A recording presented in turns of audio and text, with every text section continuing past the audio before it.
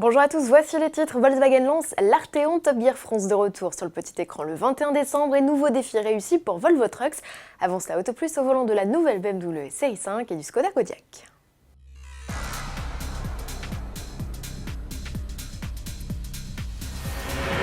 Le mondial de l'automobile de Paris et le salon de Los Angeles passé, l'heure est venue de prendre le volant des nouveautés stars de la rentrée, à commencer par le Kodiaq, premier SUV de Skoda et cousin du Volkswagen Tiguan que notre essayeur Alan Froly a pu tester sur les petites routes de l'île de Majorque dans sa version 2 litres diesel 150 chevaux, boîte auto, 2 roues motrices.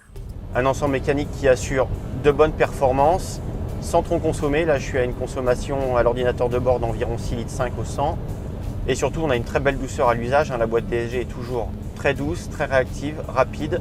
Le moteur est souple et suffisamment performant dans l'absolu pour emmener toute la petite famille en vacances. Côté comportement, à défaut d'être dynamique, le Kodiaq se montre assez sûr avec un ESP qui se déclenche très vite. À la moindre amorce de glissade, il intervient tout de suite, freine les bonnes roues pour remettre la voiture dans la trajectoire. Un modèle agréable, spacieux et au tarif attractif, promis à un beau succès comme ses rivaux.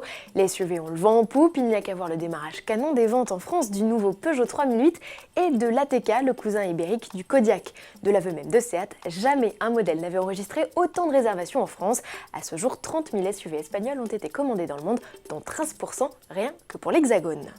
Du côté de chez BMW, la vedette se nomme Série 5, une mini-limousine dont David Bouillot, essayeur à la rédaction, s'est fait une idée sur les routes du Portugal.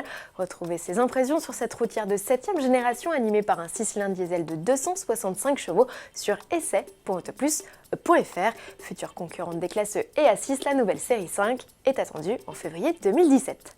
C'est à cette période de l'année que l'Arteon pointera le bout de sa calandre. Ce nom ne vous dit pas grand-chose et pour cause, c'est le patronyme du nouveau coupé de Volkswagen remplaçant de la Passat CC. Un modèle dont le look rappelle celui du concept sport coupé GTE présenté en 2015 à Genève. Et c'est justement au salon suisse que cette nouvelle venue fera sa rentrée en mars prochain. Pas besoin d'attendre jusque-là pour suivre la 3e saison de Top Gear France dès le 21 décembre 2016 à 20h45. Suivez les nouvelles aventures de Philippe Lelouch, Bruce Joigny et Le Tone sur RMC Découverte.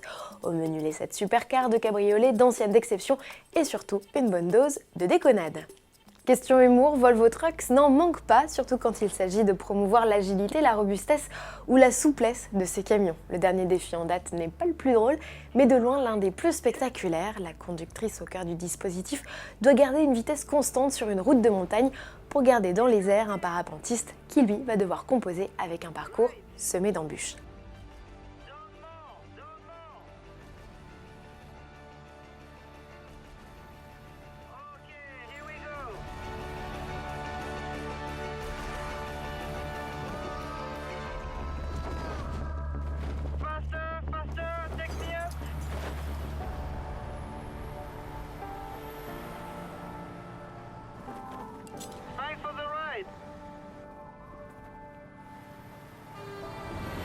Impressionnant.